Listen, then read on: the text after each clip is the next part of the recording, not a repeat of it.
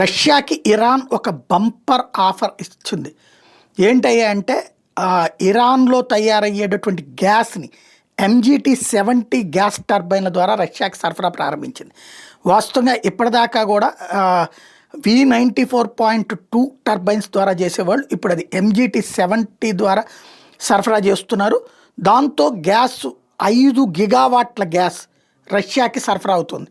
పాత వెరైటీస్ని మార్చి ఇరాన్ ఆ విధమైనటువంటి చేస్తుంది. దీనివల్ల స్పెషల్ ఏంటయ్యా అంటే ఈ గ్యాస్ని భారీ ఎత్తున సప్లై చేయగలుగుతుంది.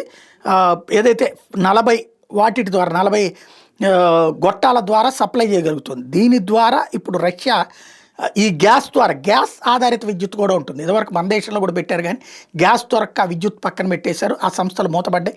వాళ్ళకి అప్పులు ఇచ్చినటువంటి బ్యాంకులు దివాళా తీసినాయి అనలేదు, కానీ ఆ బ్యాంకులు నష్టపోయినాయి. ఆ సంస్థలు మాత్రం ఆ డబ్బులు మింగేసి బతికేశారు.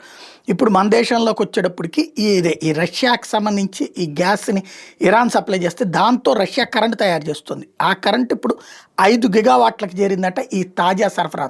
తద్వారా వాళ్ళకి తక్కువలో అంటే 50 నుంచి 60 పైసలు పడుతుంది గ్యాస్ ఆధారిత కరెంట్ అయితే. అట్లాగా వస్తుంది రష్యాకి.